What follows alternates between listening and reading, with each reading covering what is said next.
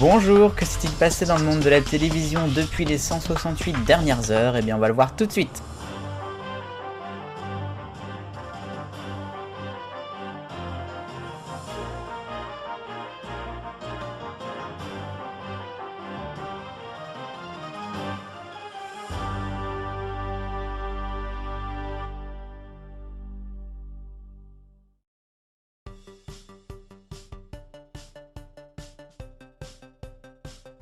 À la une du TV 168, un four monumental pour France 2. Comment la chaîne a pu terminer 13e des audiences jeudi soir en prime time? On va essayer de comprendre en regardant d'abord le classement des autres chaînes. TF1 est en première avec presque 7 millions, loin devant, suivi par France 3 2 millions, Arte 1 million 2. Puis nous avons M6, C8, France 5, TMC, TF1 Série Film, W9, RMC Découverte, Énergie 12, Chérie 25 et France 2. 559 000 et 3% de part de marché. Un score incroyable qu'on pourrait mal imaginer, franchement c'est un truc qu'on n'a pas forcément vu venir. 13e place, chapeau bas. Alors c'était une émission qui était présentée par Samuel Etienne et Elie Jusset en direct. Nous sommes la génération 2021. Qui était en fait destiné plutôt aux jeunes, avec des jeunes, pour parler de leurs conditions, les étudiants, mais aussi les lycéens. Il y avait ceux qui cherchent des jobs d'été, des alternances, des stages, bref, tout ça autour bien évidemment de la pandémie. Une émission qui fait un score comme ça, j'en ai rarement vu. Il y a plusieurs raisons pour expliquer ces seulement 559 000. D'abord, les jeunes ne regardent plus la télé, on le sait, il n'y a plus rien à démontrer là-dessus. Ensuite, le jeudi soir, c'est pas forcément non plus le meilleur des soirs, y compris pour France 2, avec Envoyé spécial, on le voit souvent. Puis Samuel Etienne, je trouve qu'on le voit beaucoup trop, et les jeunes commencent à se rendre compte, surtout depuis ce qu'il a fait avec Jean Castex sur Twitch. D'ailleurs, l'émission était aussi diffusée sur Twitch. Donc bon, on le voit un peu beaucoup. Elie Jusset, c'est pareil. Je dis pas qu'ils sont démodés, mais ils commencent à être un peu âgés, mine de rien. Et puis l'émission était peut-être un peu mal positionnée juste après la conférence de Jean Castex. Malchance.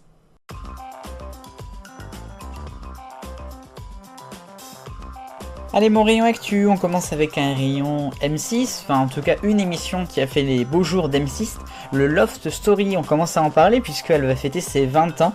Le lancement en 2001 c'était le 26 avril. Pour l'occasion, début avril de cette année, TMC puis C8 deux soirs de suite proposeront des émissions spéciales.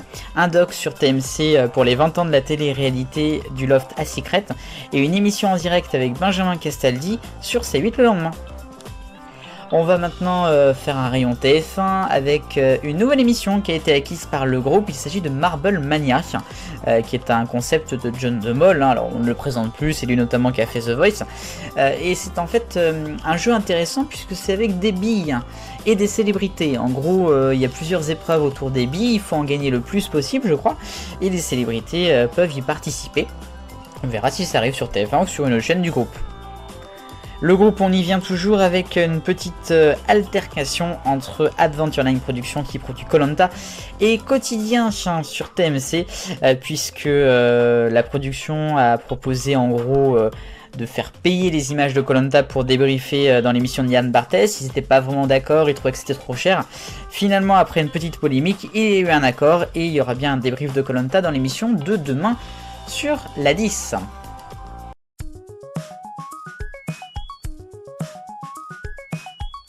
L'arc-en-ciel des audiences, c'est parti, on commence avec le rouge et RMC Stories, c'est la nouvelle émission d'Absatoussi, Secret de Conso, qui ne fait que 200 000 pour sa première. Le orange avec une semaine définitivement compliquée pour France 2, Rire contre le racisme mardi soir qui ne fait qu'1 600 000, et en jaune c'est samedi soir, Symphonissime, le deuxième numéro qui est en grosse baisse par rapport à la première du mois de janvier. Le vert est avec C8, TPMP Weekend vendredi qui fait presque 1 400 000, c'est quand même pas mal pour un vendredi. Le phénomène, la meilleure boulangerie de France est en bleu clair sur M6, face à du sport sur France 2 et Pan Nagui, il y a eu un record. Le bleu foncé, c'est la nouvelle série Gloria sur TF1 jeudi soir avec presque 7 millions pour un très très beau score en bleu foncé. Et puis bien évidemment en violet, la conférence de Jean Castex le même jour sur TF1 un petit peu plus tôt, plus de 7 millions.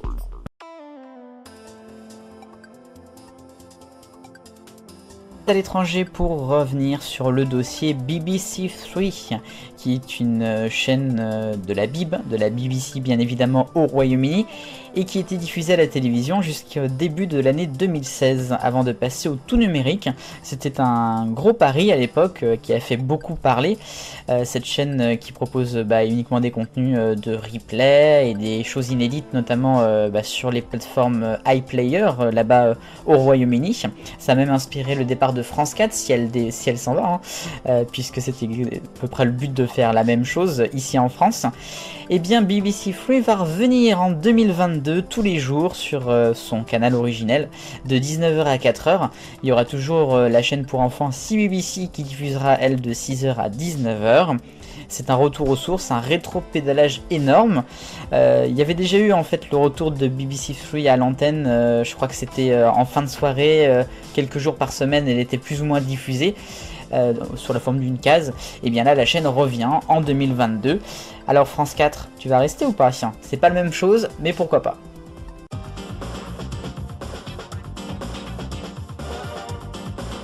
La question 168, un an depuis le confinement, est-ce que la télé a changé?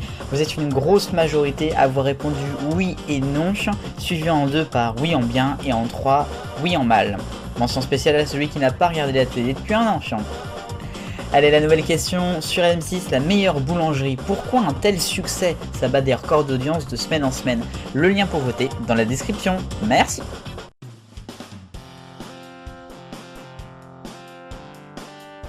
L'agenda de la télévision pour la semaine prochaine. Demain soir sur M6 en seconde partie de soirée, juste après Marié au premier regard, il y aura une nouvelle émission Et si on se rencontrait? On en avait déjà parlé il y a quelques semaines. Le lendemain sur France 2, également en deuxième partie de soirée, juste après le prime time d'Affaires conclues, il y aura les enquêtes d'Affaires conclues, qui est toujours avec Sophie Davant bien évidemment. Et puis vendredi sur France 2, ça sera le match France-Écosse de rugby qui sera diffusé en prime time à 21h. Un match qui a été programmé, puis déprogrammé, puis reprogrammé. Allez, c'était la télévision de cette semaine. En ce 21 mars, on se retrouve dimanche prochain en heure d'été pour à nouveau TV 168. Mais avant, il y aura les têtes blondes mardi et jeudi et le Top TV samedi. Vive le bonheur, on est tous des millions de copains, salut!